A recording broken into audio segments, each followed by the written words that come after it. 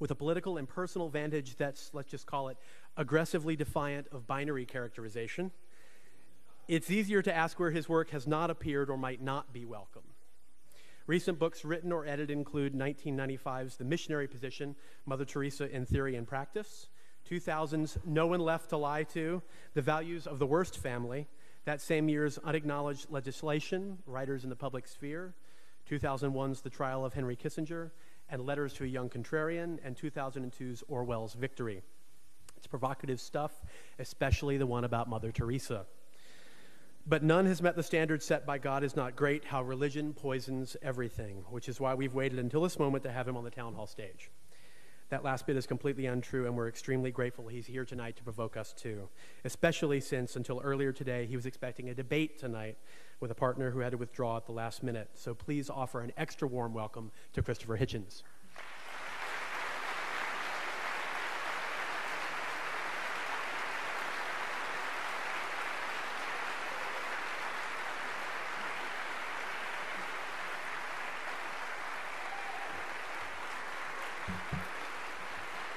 Thank you.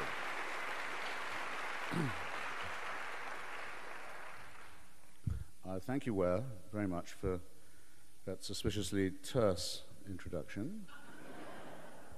Thank you very much, ladies and gentlemen, brothers and sisters, comrades, friends, for coming. I'm going to take this, a few ground rules, why not? I'm going to take your presence here not as a compliment to my blue eyes and my sexual charisma, though warm thanks to all those who were magnetized here by either of those, but as a tribute to the importance of the subject, which I think has revived in a major way. I take the view that people like yourselves come to events like this not just to listen, but to contribute and to engage, and so I'll be as brief as I dare be in my opening, and then make myself your prisoner, as it were, or your guest, if you like. And my ground rule is essentially that I don't want to have it said ever that I left with any question unanswered. And I really do mean that sincerely. And I ask you only to bear in mind the imminence of the cocktail hour. Okay, and I did think that there'd be someone else here, as there has been everywhere else I've been on this tour, since we started in Little Rock about 6 months ago and went on a wonderful swing through Dixie, where I wish you could all have been there. And seen the pinched faces of the Baptists, the pinched and flabby faces of the faithful. Okay, so I'm going to have to question myself, which I've never done before, and is an act of what I call, in the early stage of the book, solipsism. What do I mean by solipsism? Well, it's a good way into the argument, actually. Who here has a cat or a dog? Just, you may wonder why I'm asking you this. Surprisingly few people, but you've all run into dogs and cats in your time. Okay. What is the worldview of the cat? The worldview of the cat? No, start with the dog. What's the worldview of the dog? The dog is given by you food, shelter, water, love, affection, and it thinks you're God. The cat is given food, warmth, shelter, and love, but it thinks it's God.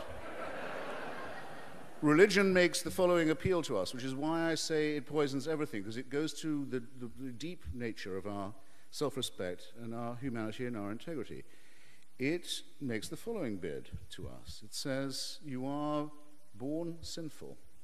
You're born guilty. You're guilty of crimes that were committed before you were born. You are not able to evade them. Your sin is original. You're made from dust, or in the Quran, from a clot of blood. Your Creator is not in a very good mood with you, and there's no reason why he should be, given what piece of excrement you basically are. That's the masochistic element of it. But after this thoroughgoing abjection, thoroughgoing demand that you throw aside all your self-respect, you're told there is, however, some redeeming news. The universe is designed with you in mind. The cosmos cares what happens to you. And if you will continue to abject yourself like a serf in front of God, you may hope for the forgiveness of sins, for eternal life, and for a divine plan. In other words, the maximum appeal to the abject, to the servile in you, and the maximum appeal to the self-centered and the egomaniac. Not a very wholesome way to begin a discussion about the main questions, such as why are we here, who are we, what are we here for, what is the just city, how would it look like, what is the meaning of life. It's begun by a horrible lecture from a dictator. And you're then further told that if you do not bow the knee to a celestial dictatorship, unalterable, unchangeable, unappealable to, if you don't believe in that, you would have no means of telling right from wrong. How would you know how to do the right thing or avoid the wrong if you were not being told by a celestial dictatorship? Once again, an absolutely central attack on any concept that we might have of our own integrity, dignity, and self-respect. How would Huck Finn know? Admittedly, he's a fictional character, but then so are most of the people I'm going to be discussing, from Moses onwards.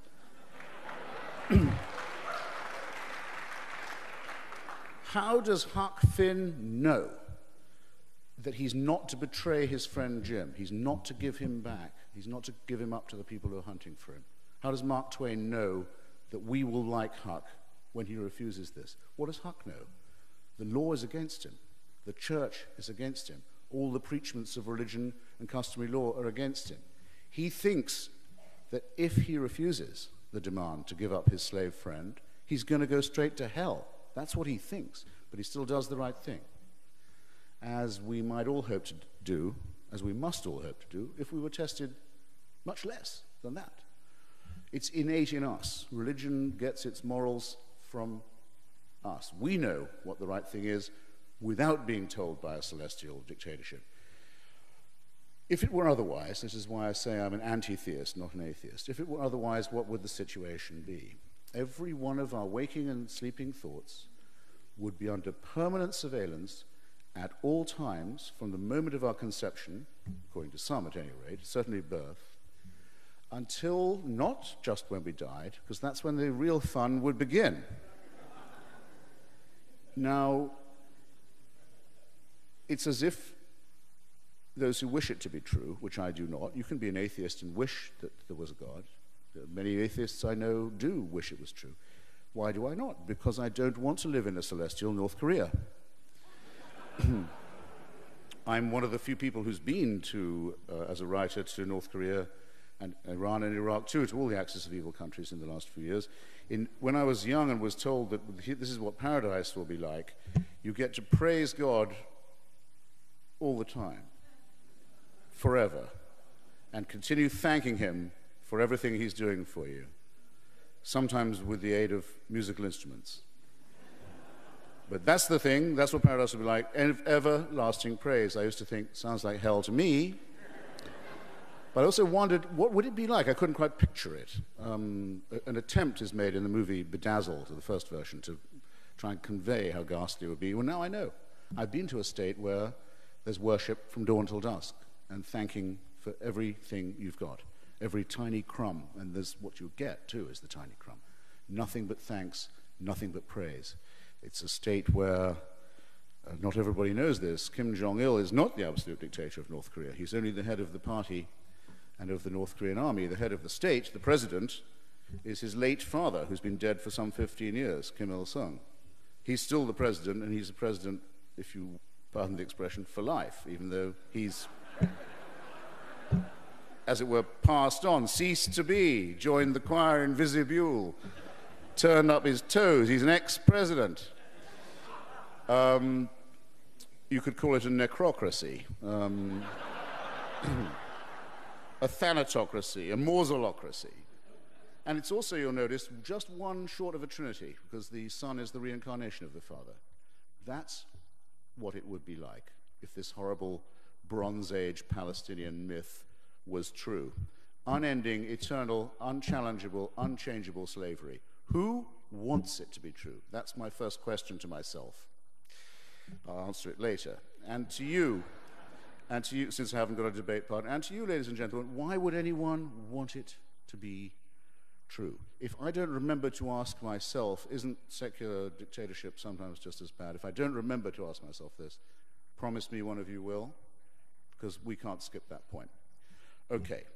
Why is it wonderful to be here in Seattle and in North America having this discussion at this moment? Because everybody in America believes that everybody else is a strong believer.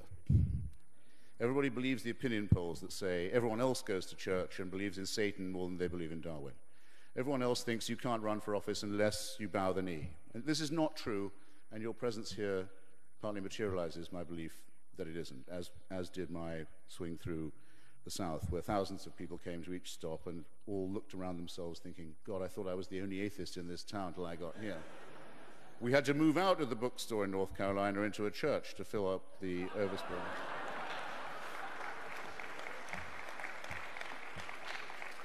And the pastor said to me, he said, I shouldn't be telling you this. This made my day, of course. He said, I shouldn't be telling you this. This damn church has never been this full. And North Carolina can be a hard row to hoe for an unbeliever, I'm here to tell you, but it's not that tough. And when I thought, because the Lord sent me the death of Jerry Falwell that week,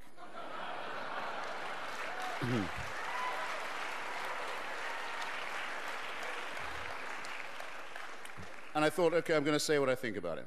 And I made a few comments about the origin of his ghastly career as a segregationist and a defender of racism, about his vulgar and cheap anti-Semitism, about his mad belief that the Antichrist is with us now and is already here and is an adult Jewish male. He's trying to lay off that bet by supporting the ugliest and stupidest elements in Israel who think they can bring on the Messiah by stealing other people's property, his shakedown artistry, his lying, his failure to levitate his ghastly, tubby form into the heavens with the rapture, instead being found slumped uselessly on the floor of his office in Virginia, built on the money stolen from the credulous. And then I thought, well, I can go on in this vein for some time, but I think I really ought to say what I truly think about him. And I said, now that he's gone, I have some advice for his grieving family. Give him an enema, you can bury him in a shoebox.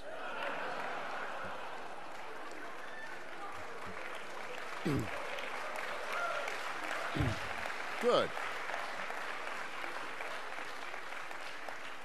Well, there was a brief pause, actually, because they're slower on the uptake, as you know, in the South, due to incessant offenses against chastity with members of their immediate families and domestic animals. No, they're much smarter than you think, much smarter than you think. There was a brief pause, and I thought, I've gone too far.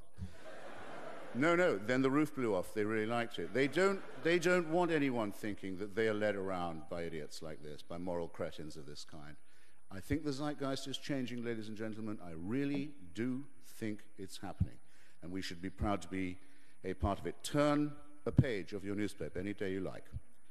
See what the parties of God are doing to Iraqi society to drag it down to the level of Afghanistan or Somalia, the last two countries where the parties of God had it all their own way.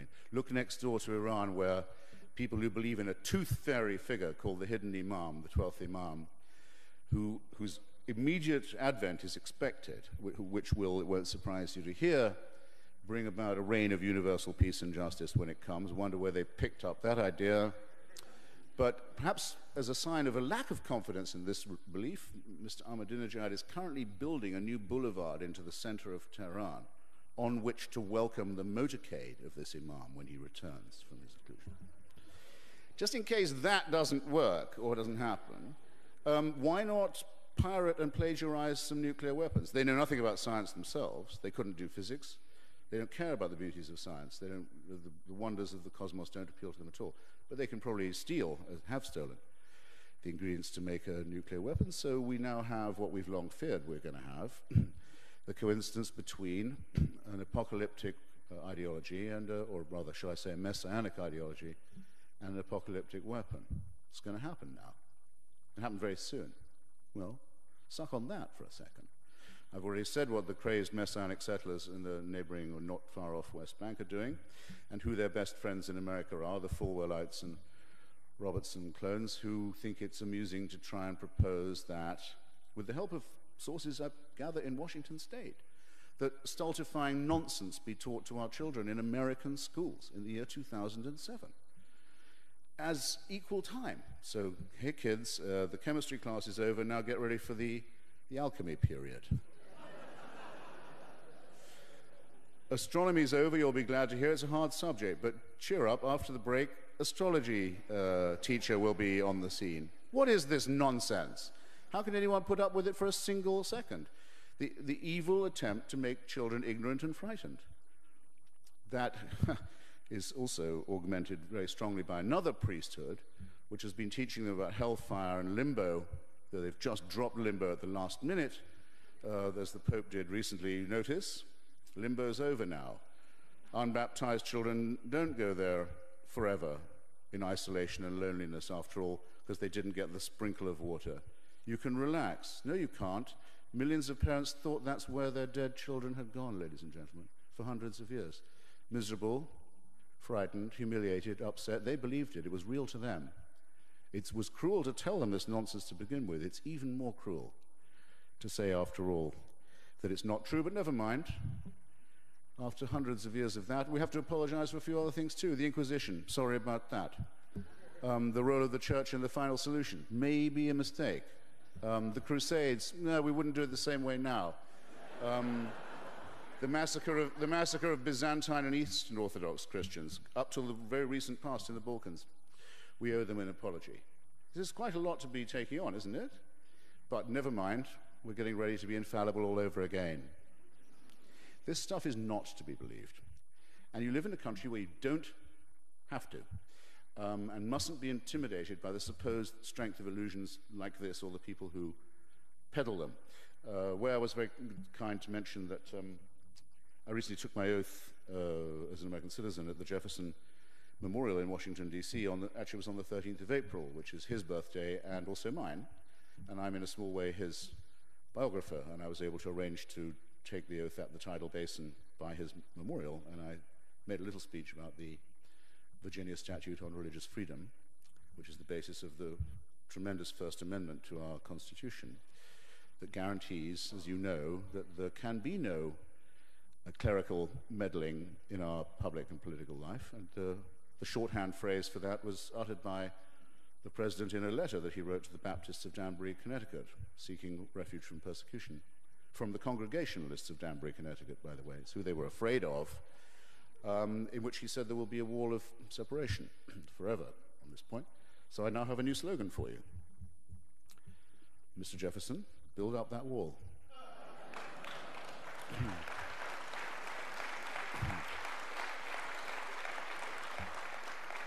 And I believe it's entirely possible that we can construct a cement here between what is patriotic, what is decent, what is rational, and what is not faith-based. I think it can be done. I think it can start here. Okay. Enough from me. What about my debating partner? What has he got to say to this? Well, how would you be, Mr. Hitchens, how would you be moral if it wasn't for God? How would you know what morality was? What's your warrant for saying what's right and wrong? I always politely pause at this point as if I've never heard this nonsense before. Okay, so I am wrong when I get a sense of satisfaction from giving a pint of blood. It comes from nowhere. I don't lose the pint, I get it back after a cup of tea and lie down, but someone else gets a pint of blood they might very well need. A great little transaction, I don't do enough of it, and I have a rare blood group myself, and I might one day want the same person, or someone else rather, to do the same for me. But it's not just a utilitarian transaction. I positively enjoy doing it. Is this from nowhere? I certainly don't know of any heavenly reason why I think it. All right, if that's not good enough for you. By the way, give blood whenever you can. It's a noble thing to do. It's the right thing to do. And you may need some blood one day yourself. And you shouldn't be ashamed of the fact that this comes from human solidarity, without which we wouldn't be here in the first place or able to have a language to discuss this in. But all right. Think of my Jewish ancestors, such as they were, hobbling around in the desert. I don't believe a word of the story. Even Israeli archaeology has completely and conclusively disproved the story of Exodus, as is detailed at some length in my book. There was no such presence in Egypt. There was no exile. There was no wandering. There was a lot of massacre and murder and theft, but then there always is when religious tribes are walking around. Let's assume the story is true. Let's assume it. Am I to be insulted by being told that my ancestors did not know until they got to Sinai that perjury and murder and theft were not kosher? Up till then, they thought, those are the things we like best. It's a bit of a facer to get all this way and then to have someone tell us that's not on anymore. No. No, we all have to, I'll repeat myself, we all have to have more self-respect than that. They wouldn't have got that far or anywhere. They would never have been written about or heard of if they'd been under any other impression. Religion gets its morality from us. We know innately. You don't have to teach a child the golden rule. You sometimes have to reinforce it a bit, but you don't have to teach the principles of it. Same with the New Testament. How do we know this? Because the story of the Good Samaritan is told by the alleged Nazarene, in whose existence I also do not believe. But he talks of a person who went out of his way on the road from Jerusalem to Jericho to help a fellow creature in need. Very obviously, this man cannot have been a Christian because it's the young Jesus talking about him. He knows the story already. He's able to tell people that's the way you should behave if you see people in trouble. He never says you need divine permission to do this or a divine warrant to do it. It's ordinary human ethics. And to say that it wouldn't be part of us, part of our warp and our weft and our woof, if it wasn't for divine permission, is to make ourselves into serfs. So I propose we repudiate that and, as it were, stand on our own 2 feet a bit more. Now, speaking of serfdom, well, Mr. Hitchens, isn't it the case that in the last century some of the worst atrocities, if not the worst of all, were perpetrated by atheists and secularists? Is this not the fact? Very serious question. I have a whole chapter about it in my book. Shall I read it all to you? No, I won't do that. It's available at fine bookstores everywhere. And will be available after this show, where I'll be very polite to anyone who has a receipt, but not to anyone else. Someone asked me the other day, are you a materialist? I said, are you joking? Yes. This is America. Well, take the cases that are before us, the most notorious ones. In the case of fascism, the movement that coined the term totalitarianism, that actually put it into circulation, religion being, in my view, implicitly totalitarian with its admiration of an absolute, unchallengeable ruler, there's no other way to describe the fascist movement beginning in Spain, Portugal, Italy, spreading through Croatia, Austria, large parts of Germany, Hungary, Slovakia, except to say it was a movement of the Roman Catholic Rite. That's what it was. It was a completely Christian movement. All of its leaders were believing Christians. It had an official concordat with the Vatican. The Nazi puppet state leader of Slovakia was actually a man in holy orders. General Franco was very nearly baptized in his rule. But anyone can look this up. The church has never ceased to apologize for it, and nor should it. And after the war was over, they helped many of these people escape and begin constructing regimes of a similar model in South America after 1945. No wonder they can't stop apologizing. Nothing secular about that. German National Socialism, not quite the same, I have to say. It's true that the Vatican signed a treaty with Hitler the week he was installed in power. And it was for him the first and most important treaty he ever signed, the Concordat with the Vatican, and neither of them ever broke it. It's also true to say that in Mein Kampf he praises the Catholic Church and never left it, and has nothing but contempt for atheism. It's also true that the Pope ordered that his birthday, the Führer's birthday, ladies and gentlemen of the jury, be celebrated from the pulpit every year, every April, which it was, to the very end. It's also true that 25% of the members of the SS, this we know from Catholic historians, were confessing Catholics, ones who went to confession, and that no one was ever threatened with excommunication for their role in the Endlösung, as the Germans call the Shoah, or the final solution. Excommunication was only used by the church politically after the war, when you were told you'd be excommunicated if you voted for the Communist Party. And it is true that Joseph Goebbels was excommunicated from the Catholic Church. But do you want to know why? Do you know why? He's married a Protestant. Yeah. Married a Protestant. That's what it took. to be. Next, you'll know he didn't eat fish on a Friday or something. No, excuse me, they have their standards, okay? But it is also true that Hitler sought to replace Christianity as the state religion and would have preferred an Aryan Nordic blood myth with himself as the centerpiece of it. There's no question about that.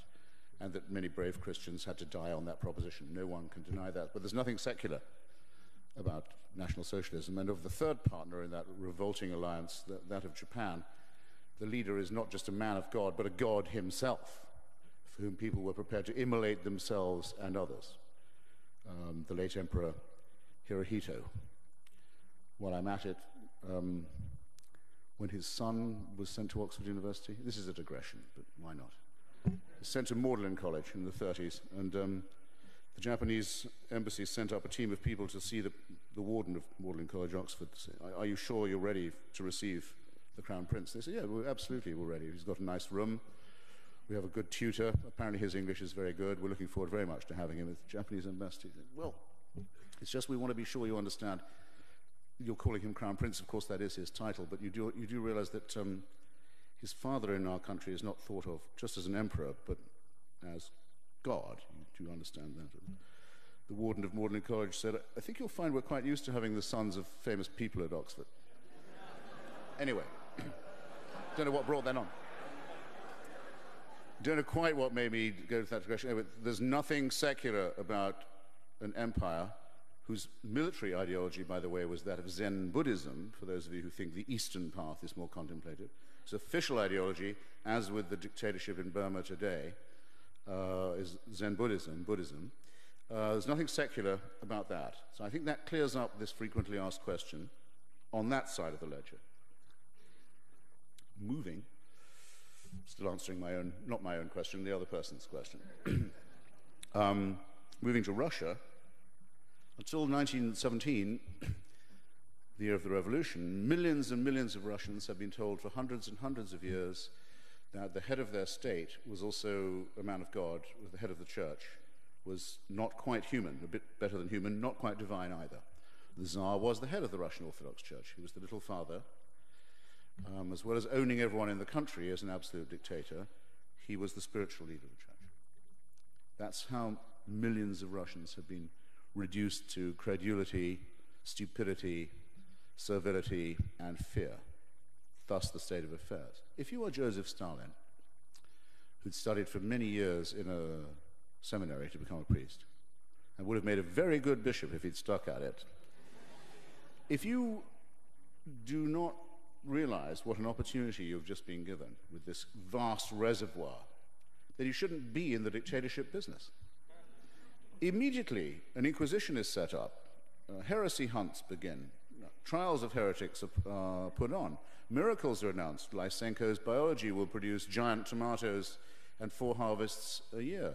Everything is to be expected from the leader. All praise is due to him. All thanks are required of you for him. It's not very difficult to see what the analogy is there, and I won't bore you with what happens in China, and I've already told you about North Korea. It's a simulacrum of, a borrowing of, and an inheritance from the willingness of people to take things on faith. Nothing, in my view, secular about that. To my questioner I reply, sir, or as it might be, ma'am, show me, if you will, a society that has adopted the teachings of Lucretius, Epicurus, Galileo. I'm talking of our great tradition of reason, skepticism, science, culture, religion, and irreligion. Galileo, Spinoza, Einstein, Thomas Jefferson, Thomas Paine, Bertrand Russell. Show me a society that's ever adopted those values as its own, that's fallen into famine, dictatorship, war, cruelty, and persecution, and then we'll have a level playing field. But for now, thank you.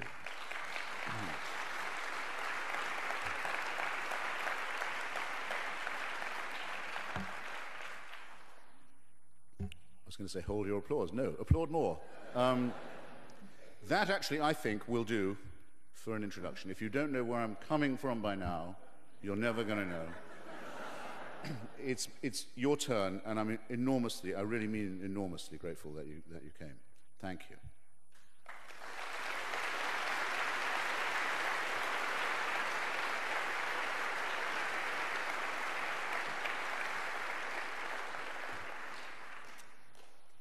I wonder if someone else would like to point to questioners, so you don't think I've planted anyone in the audience.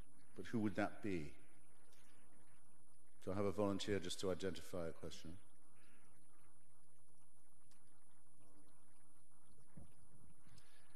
Basically, my question is that Can you speak up a bit? Sure. I don't have to American society, probably it's considered a little bit more than Europe, is a society that faces tremendous flux and has for a long, long time.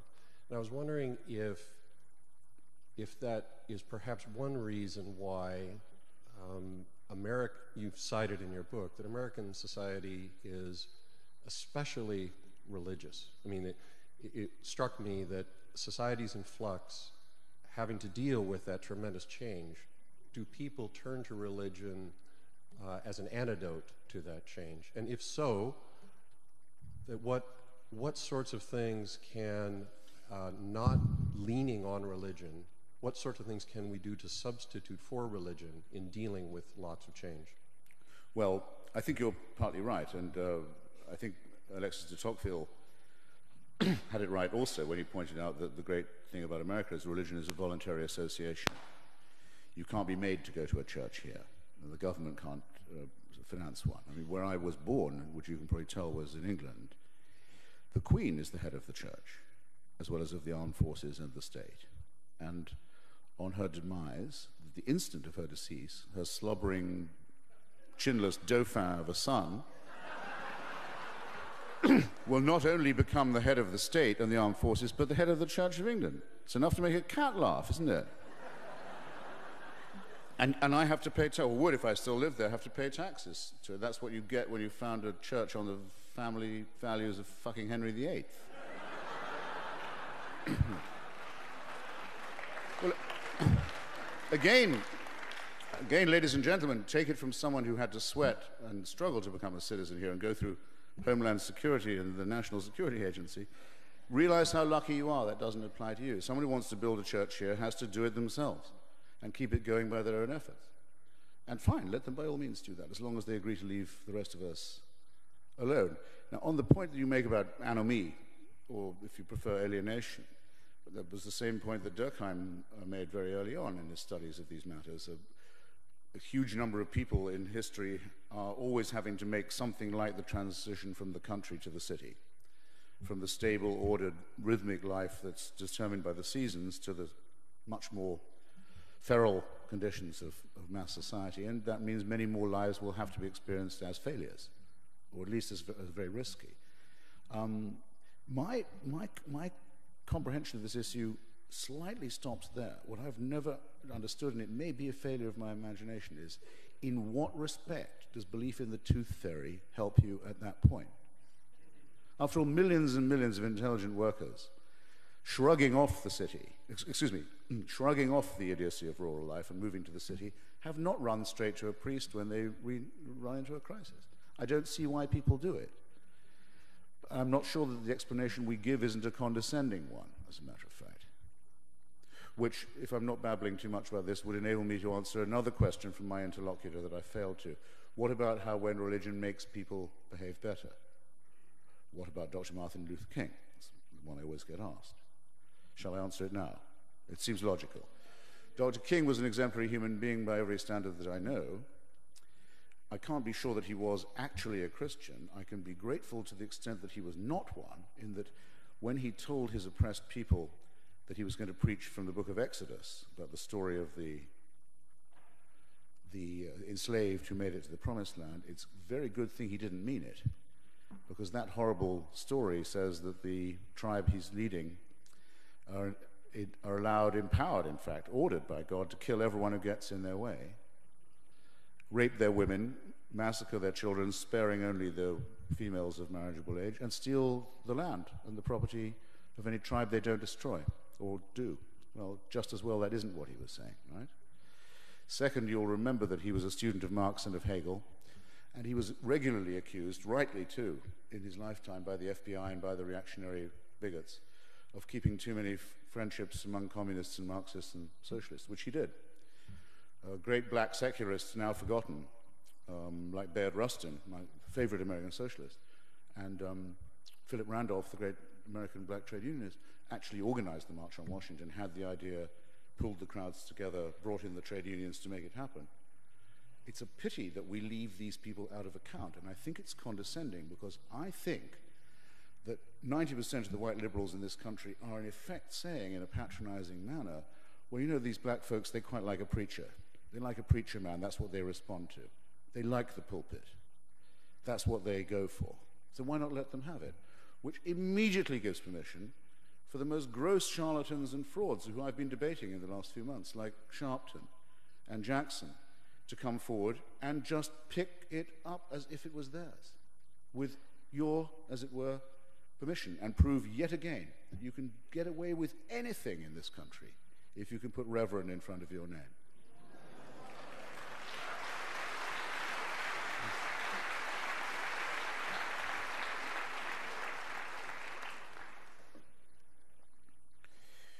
I guess we should just do it alternately, yeah. Your book was reviewed in New Yorker, and the reviewer brought up a point I thought you might like to address, if you haven't already, that if your view is, would the world be better off without religion at all,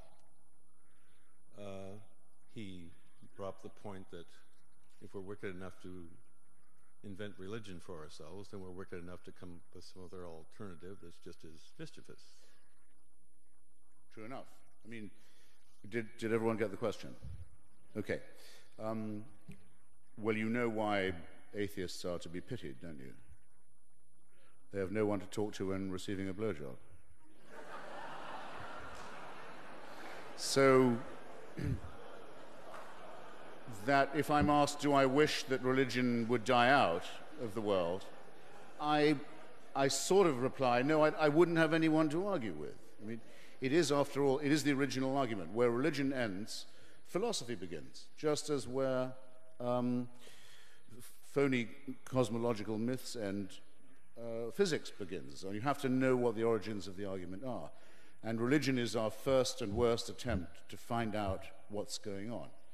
We only bother with it because it was here first. It grabbed the territory of explanation, because we are pattern-seeking mammals. We need to look for patterns and for logic, and we prefer, even in times like this, many people will prefer a conspiracy explanation to no theory at all, because they need to have some explanation. Well, religion comes from the time when we didn't know there was a germ theory to explain disease. So it was plague, it was God's will, and a curse. Didn't know we lived on a round planet. Didn't know there were round celestial bodies. Didn't know that our DNA makes us kin with other animals and indeed plants. So the study of it and the debate with it, I think, has to go on. To that extent, I'm in favor of, as the president ludicrously says, teaching the argument about evolution. Because the way I learned it was by reading about the confrontation between Huxley and Wilberforce in London, about the origin of species. Actually, it was in Oxford, in the origin of species. Huxley was Wilberforce's opponent. Wilberforce was the Bishop of Oxford. Huxley was Darwin's best friend, the man who coined the term agnostic. They had a great debate, and Huxley mopped the floor with the spokesman of the church. That's how I know how the argument goes. And in America, admittedly, 50 years later, good grief, but still, the same argument happens in Tennessee, in a courtroom this time. And again, they lose. By all means, teach the argument in that way. You just can't teach it in science class.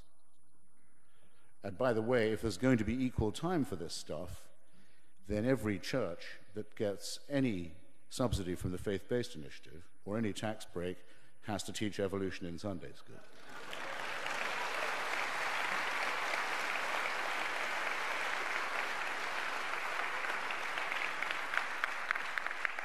By law. As a fellow anti-theist who is coming to believe more and more that you can't make accommodation with a pack of lies, I decided to give the other side a chance, and at lunchtime I went to a cathedral right near here, and I saw some people who were sitting there, and they found a place where they didn't feel judged. And I saw two nice young men who were going over the ceremony for them to become priests and serve their community. And I went home and I read a very charming little story about people in a Muslim village hearing the call to prayer, and the high and the low taking off their shoes, bowing their heads, and coming together. And as an anti-theist, I think it's all very well to say, this is nonsense, what you believe. But what can we do to call the community together? Have you given that some thought? Sure. Good question. I mean, one of the things that annoys me about the responses that I get sometimes from the faithful is that they say, well, your theory means that love is only a chemical reaction, say. So, well, actually, I do think that there is quite a lot of chemical reaction involved in love and in some of the things that are associated with it too. But it doesn't mean that one is merely a reductionist. I don't think at all that one must despise the transcendent or the numinous. I wouldn't trust anybody who, say, listening to Mozart on a mountaintop in Cascadia at sunset, didn't feel that maybe there was more to life than his own immediate concerns, and that or could be filled with great compassion for other people. In fact, if this were not so, there wouldn't have been great secular men like Thomas Paine, for example, and Benjamin Franklin, who actually did found the American Anti-Slavery Society, while every Christian in the world was justifying slavery from the Bible, where that justification can in fact be found. Of course there is extraordinary and profound humanism, and without it, where would we be? But I deny only that this is not possible without the fear of a supernatural dictatorship, and I will keep repeating that until the last dog dies. I also have a wager that I put to the religious in these cases, and you may be interested to know that I've tried it with everyone from the guy who founded Bush's faith-based initiative, Mr. Olasky, to various Baptist pastors, a Buddhist nun, a rabbi, charismatic Catholic, various pastors on radio and television all up and down the country. Not yet an answer from them. It's simple. You have to name or cite a moral action performed or a moral statement made by a believer that could not have been made by an atheist. That's all you have to do. And it cannot be done. So your question is a nice one, but it's surplus to requirements. Comrade. One of your anti-God competitors, Sam Harris, makes the point as a primary thesis in his book, The End of Faith, that real responsibility for the situation which you've been describing is the tolerant religious person who will not take a firm stand and put down erroneous liberal principles. I just wondered whether you would put responsibility on the tolerant religious person as Sam Harris does. Yes, I mean, I'm a very great admirer of Sam Harris, even though he turns out to be a bit of a Buddhist. I mean, unlike me, he is a qualified neuroscientist, and he does think that there can be consciousness independent of the brain, and that's an argument I'm very interested in having. I doubt he's going to win, but it's a pleasure to argue with him, I have to say. By the way, what does the Buddhist say to the hot dog vendor? Make me one with everything.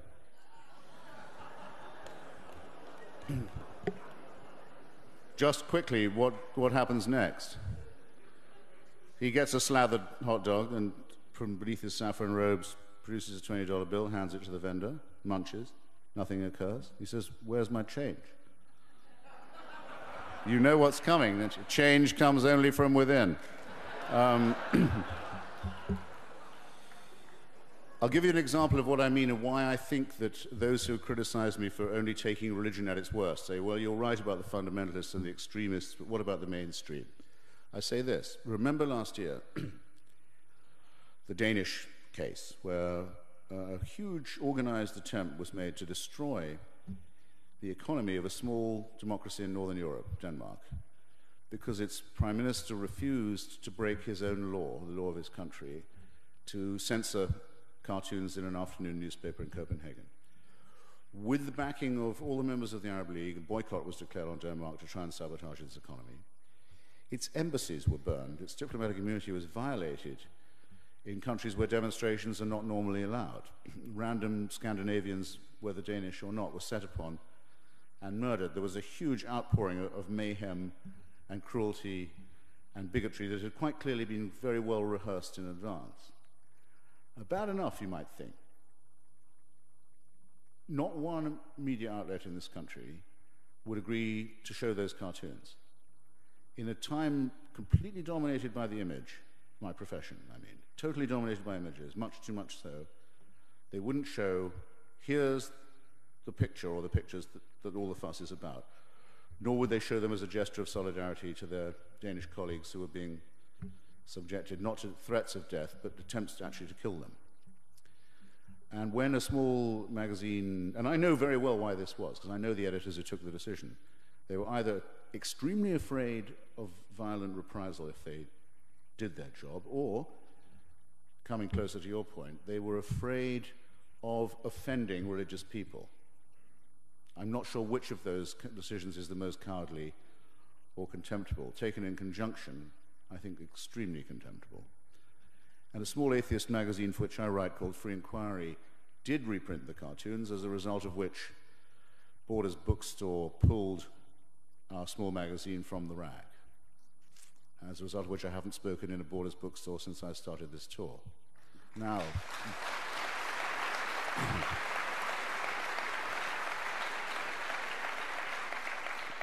in other words, in the heartland of free expression and constitutionally protected free speech, a complete, across-the-board capitulation by everybody and a discrimination against those who were willing to stand up against it. This is very severe.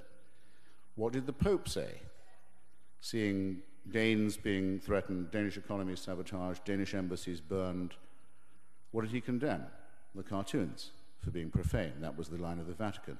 That's what our State Department said. It said it regretted the offense given by the cartoons.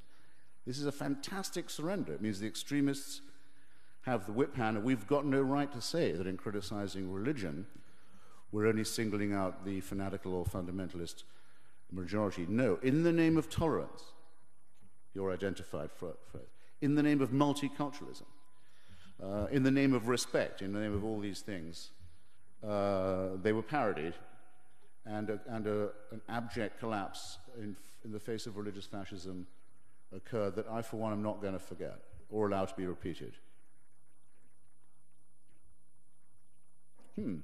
Muted applause for that.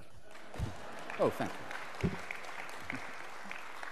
Not to nudge you too hard in the roast. If people don't applaud, I can become quite morose. Hurt, you know. Not upset, just hurt. Sir. So, over the course of history, what happened or what is in place that enables billions of people across this planet to believe that a book built by a process as intensely political as that of the Bible is the way that we should live our lives? And how is it that the same people can dismiss particular parts of the Bible, for instance, the book of Joshua, and still say that that book is the absolute authority, the word with a capital W?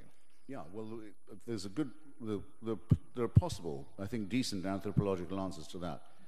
For a long time, it was the only book everyone knew. And for a long time, there was a heroic struggle, at least I regard it as heroic, to have this incredibly important text, the only one everyone had in some way in common, translated into English out of Latin, so it wouldn't be the special property of a priestly class. And that's what the Protestant Revolution means to me, is John Milton, for example, and William Tyndale and the others who strove to get this book into the hands of the common people, to demystify it, to make it into what it is, at least in its King James version, very great literature, as is the Cranmer Prayer Book. You probably know of the Lady Governor of Texas, who in the discussion on whether religious education should be bilingual in her state, said, well, if English good enough for Jesus, good enough for me, which means that the Protestant Revolution succeeded even better than I had thought in giving this impression. And English is the only language in which I have to say I understand the Bible, but for many people it's the only book they have either read or in many cases only read a bit of. Now, what you get now as a result of biblical criticism and scholarship and also various vernacular editions of it that, unlike the Quran, have made it available to everybody in pretty much every tongue, is people want to take it a la carte. They'll say, I quite like the Beatitudes, I just don't like, I don't mind the story of the rest of the story of the Sermon on the Mount, or the miracle at Cana where water is turned into wine, my personal favorite. But I don't like the other stuff. And I don't like the book of Joshua, and I don't like the injunction to kill all the Midianites down to the last child. That makes me uneasy. Well, they're out of luck. This stuff is either the Word of God or it isn't. And they have to make up their minds whether they think it's that or man-made. And when they've done that, they'll feel better. But the attempt to have it a la carte is to me contemptible. I keep finding on this trip when I debate people, I'd have to write a different book for every priest I debated. Because if you say to a Baptist, even in Georgia, well, sir, you say you're an ordained Baptist minister and indeed a teacher of baptism at the local college, may I know whether you concur with John Calvin and his view of predestination and damnation or not? May I further know if you think it applies to me? And if you don't think so, may I know on what authority you don't think it? They don't like the question one bit. They don't. And not because you're in front of an educated audience either. They're not sure what they think. They'd rather say, well, some of that's metaphorical. What's metaphorical about telling people that their fate was decided before they were born and they can't change it even by good works? Even by doing the right thing won't change it. You were picked for hell before you were born. You're a goat, not a sheep. By the way, who wants to be a sheep? A religion that calls itself a flock, you already know a lot about. They don't like it, ladies and gentlemen. They really don't. I say to the rabbi, so your daily prayers begin, don't they, by saying, thank God he didn't make me a woman or a Gentile, a goy. Isn't that the prayer? Well, I don't always say it. Okay. I'm glad to hear it. You come from a sect that doesn't shake hands with women. I'm not going to shake hands with you. I have views of my own about this, but I've told you what they are, and I'm willing to be tested on them and questioned on them. Why aren't you? Why do you want it a la carte all the time? This morning, the Conservative guy, very nice, extremely nice fellow, on the local Fox radio, John someone. Yeah, extremely courteous, gave me a lot of time. And I said, well, for example, I say to Catholics, come on, you may say you're a Catholic, you don't really believe in the virgin birth. He said, well, I do. And I thought, oh, Christ, that's the first one I've met it had to be this morning. And I said, well, are you really saying you do? He said, yes, I absolutely do. I believe in the Immaculate Conception of Jesus. And I said, no, hold on a second. The Immaculate Conception is not the same as the virgin birth. He said, it isn't? No, the Immaculate Conception says that Mary was conceived without sin, without any stain, not that her son was conceived without the intervention. But bluntly, he had no idea. Didn't even know what he didn't believe. It's come to something when a Catholic on Fox TV has to be told his theology by me.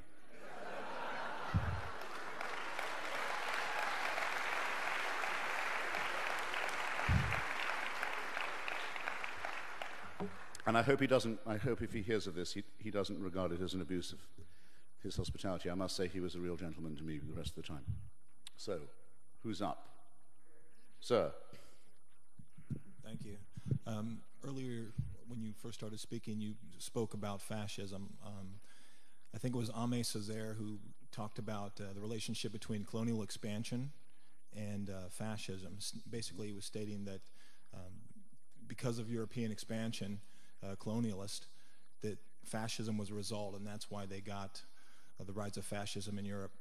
I was wondering what your thoughts were in that, United States, all of our wars except World War II essentially have been colonialist expansion, and now we're seeing the disappearance of habeas corpus and our constitutional rights and torture and those kinds of things. I was wanting to know, particularly in lieu of your new citizenship, how you felt about that.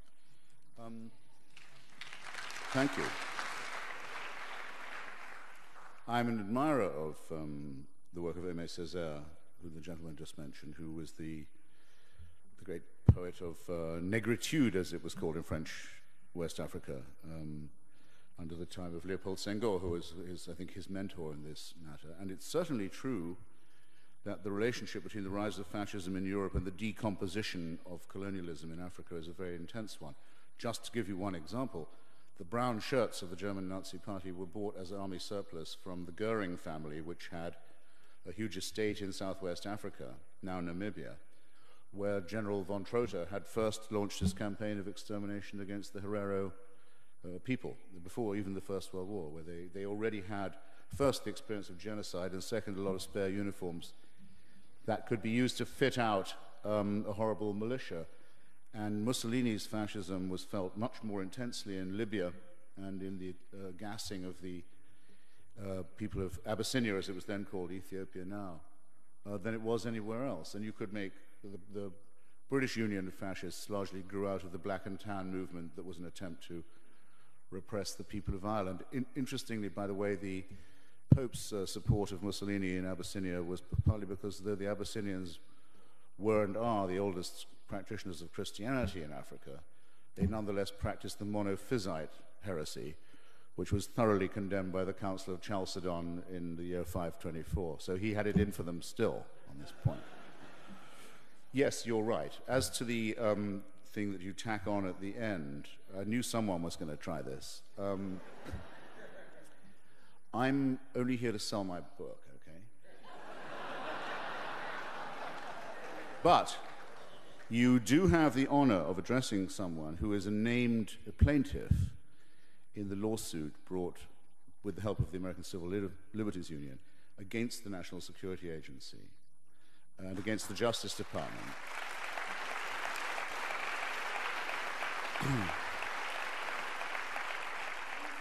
Which has so far carried in the courts saying that it is illegal and unconstitutional to listen to the telephone conversations of an American without a warrant. I'm appalled that when I wasn't even a citizen yet, I had to go to law to uphold that simple point.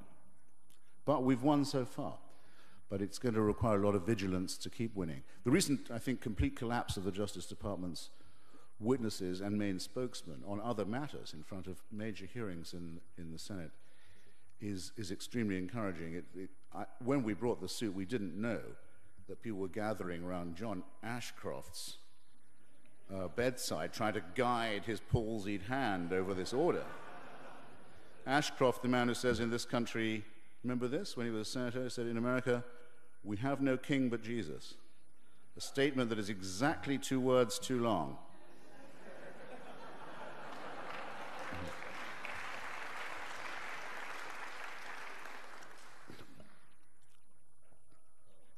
What do you think about liberation theology? It's a contradiction in terms. What about the emancipation of the human personality, the human mind, is from theology. There are no two ways about it. I don't care if I run into some priest in Colombia who thinks that Fidel Castro should be Pope. It bores me. It irritates me. I ask him the same question. Is there anything you're saying that an atheist couldn't say that might be right or might be wrong, but would still be said? What's the theological bit for? No, Jesus doesn't have a special privilege for the poor. He says, render unto Caesar. Don't you believe that? If not, why go on as if you did? No, it's piffle. It's callow piffle.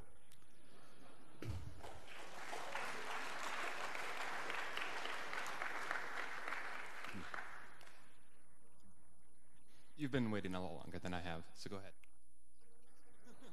Well, toujours la politesse. You've described many deeds of a number of different evil gods. And I noticed from the title of your book that God is in very small type, and it is not capitalized, nor is it plural. I'm wondering which God do you refer to? Well, the joke is partly on me, as you point out, in that, but though I didn't say that God had committed any crimes, I wouldn't fall into that mistake. You see, by taking the atheist and anti-theist position, one avoids the dumb questioning that the faithful bring upon themselves. Why does God allow this suffering? I don't have time to waste on a question like that. Why was my buddy hit in the testicles and I escaped? How did God allow that? God was not involved in it. Why do some people get swept away by the tsunami and others not? Because we live on a cooling planet, baby, with a turbulent weather system which has volcanoes and earthquakes. That's what decides what happens. You can just spare yourself all this stuff if you don't quarrel with God and if you don't try and indict him in this way. So I don't think he's ever committed a single crime or ever will. But that he makes people behave worse, the belief in him does, I mean to say, I have no doubt. In other words, I didn't say enough about this perhaps at the beginning. It's not just that our ethics come from our own innate solidarity and decency.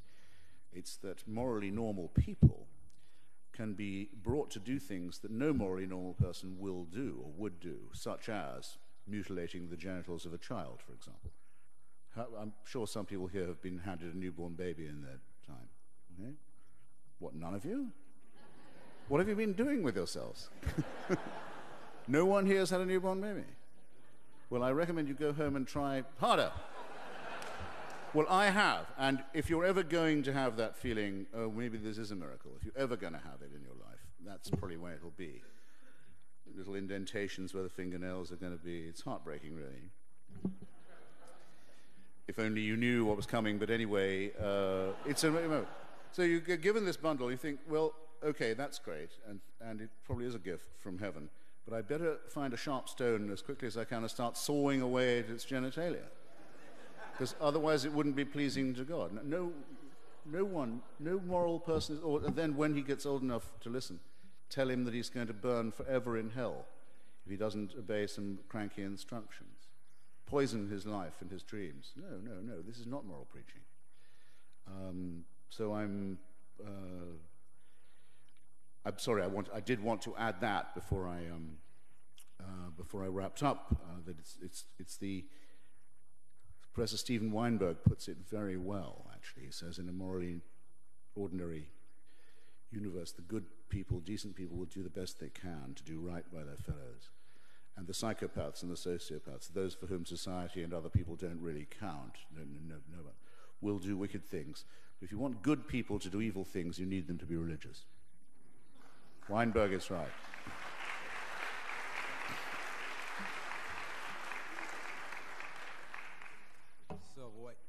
So what you're saying is... another unsatisfied customer. Yes. So what you're saying, whatsoever is good and kind and just, against such there is no law. You'll have to have another whack at that, I'm sorry. So what you're saying is that whatsoever is good and yes. kind and just, against that there is no law. Whatsoever is good. Well, I think I'm recognizing an epistle from St. Paul here. Whatsoever things are true, whatsoever things are noble, whatsoever things are lovely, whatsoever things are of good report, think on these things. Yes, I read that at my father's funeral, as a matter of fact, in the D-Day chapel in Portsmouth, where Eisenhower had prayed for good weather for the invasion of Normandy. What if the weather had been bad? What if heaven had been indifferent in that moment? Don't ask. These things happen. If there'd been a divine intervention, we wouldn't have had Nazism in the first place. I don't really understand the grammar of your question. What I'm saying is there is no law against goodness, and apparently that's what you have been describing to us. I appeal, ladies and gentlemen, of the jury. I mean, have I been saying that there is no law against goodness or that there is one?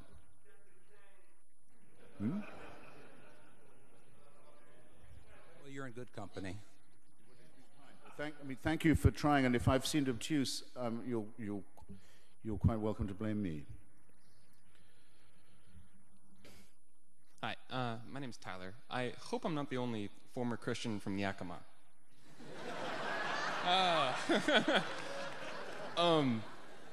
Much like the South, Yakima is. Two quick questions. One, I read the review of your book from your brother, and I just want to know, I'm curious about your relationship with him. That's as far as I know, as that he didn't like the book.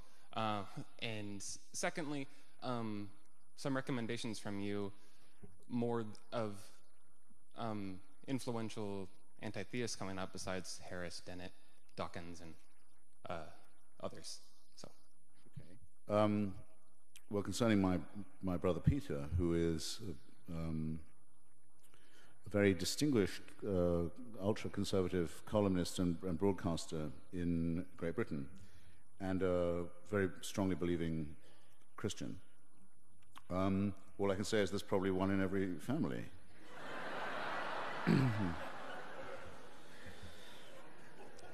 As to the ranks of anti-theism, the best book, you mentioned Professors Dennett and Dawkins, who of course are great scientists and great explicators of science, great educators, and Sam, who I've already talked about, and we're beginning to be, it's very, very flattering to me, mentioned in the same breath as some say musketeers. I would prefer, I think, horsemen of the counter-apocalypse.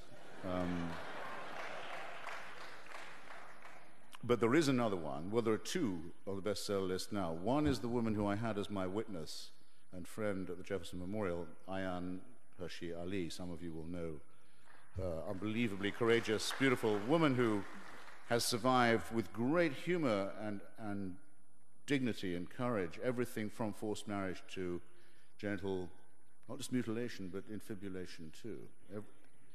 And who thinks that she's probably the only girl born that day in that hospital in Somalia who's still alive, and probably is, but who's now a wanted person on the run, seeking political asylum in the United States. Not even Holland is safe enough to hold her from the fury of people to whom her existence is an incitement to murder. And not just murder is on their mind either, if you want my opinion. People who are obscene and filthy, as well as murderous and lethal, and so entitled, so sure of their entitlement to murder because they have God on their side. Well, she was the one who stood next to me at the ceremony, and her book Infidel is a marvelous book, as is the caged version, its predecessor. And then the extremely tough and impressive Dr. Victor Stenger, who's written a book called God, the Failed Hypothesis, in which he will go further than I. I will say that it is impossible to disprove the existence of God, as it is impossible to prove it, thus that those who say they can know what cannot be proved can be excluded from the argument. Those who are certain where certainty is impossible are easily dispensed with by Occam's razor. That's as far as I feel I need to go. Stenger says that the evidence from science is now strong enough to say that it disproves the existence of God. And he certainly demonstrates in his book that every hypothesis for God's existence that is science-based has been utterly overthrown. And I may say I'm sorry that no one from the Discovery Institute came this evening, because I trailed my coat as much as I could while I was in the hood, or that if they're here, they've kept quiet. But Stenger is a great book, and he's a huge addition to the arsenal of argument. I'm told we've got two more, right? Sir. What would be your rebuttal to the review of your book in The Nation, which said, if you are to be believed, our faith-based president is defending rationalism against religious intolerance? Well, my book doesn't say that. Daniel Lazar, a semi-literate polemicist who's always hired on by The Nation when I publish a book, for some reason, would be at a loss to point out where in my book I say that. I attack the president for his credulity and stupidity on matters of religion. I will say this, however, which is what he may possibly have confused it with. It could be that every member of the 82nd Airborne Regiment was a Bible-believing, snake-handling Pentecostalist, though I doubt it, but that could be literally true, and it would still be true that they're defending the frontiers of Afghanistan and Iraq from the parties of God. So the irony, I think, would be at the president's expense rather than mine. These people guard us while we sleep from the worst enemy our country and our civilization has ever had, and I'm very proud to be among their supporters. Pity about the applause.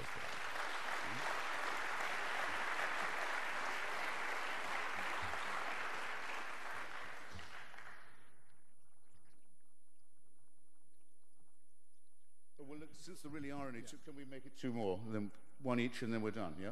Actually, how's that? Yeah. Fair enough. So you first, sir. Okay. What would you say to the argument that since we don't know what will happen after death, it's better to take the strategy that you believe in God, because then if you die and there is God, maybe you have a chance of going to heaven, whereas if you didn't do that, you yes. know. Well, you'll like that section in my very moderately priced book.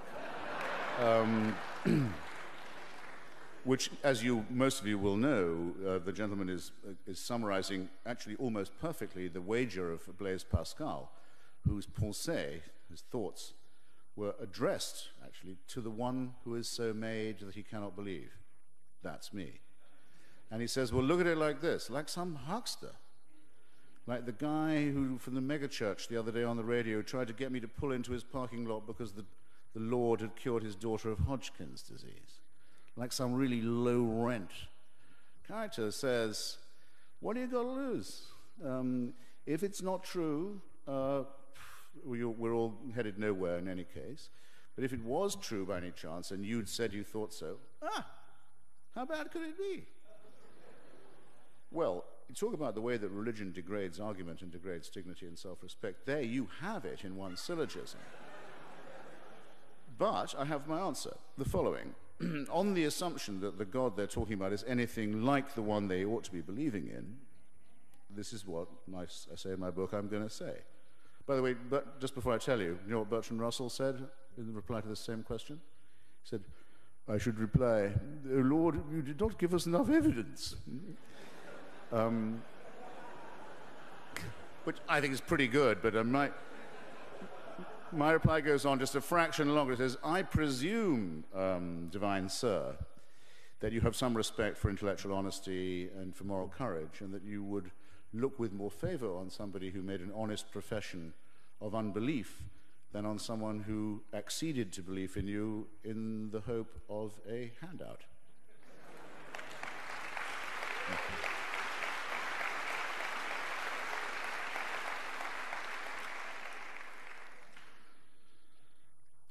Mr. Hitchens, I don't have a question. I have a thank you. Oh. I'm the executive director of Doctors Opposing Circumcision based here in Seattle. Excellent.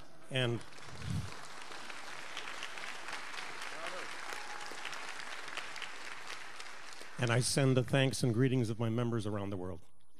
Excellent.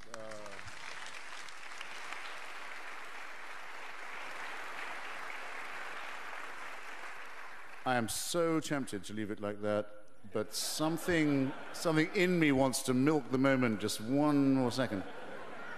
If you will consult my reasonably priced volume, you'll see you learn a lot when you write a book like this. I thought I knew what the case against religion was. I did know that, but I learned more than I thought I would. And the thing that really alarmed me was to read what the original justifications for circumcision particularly the horrific propaganda of Maimonides, considered to be the greatest Jewish sage. This is wicked stuff.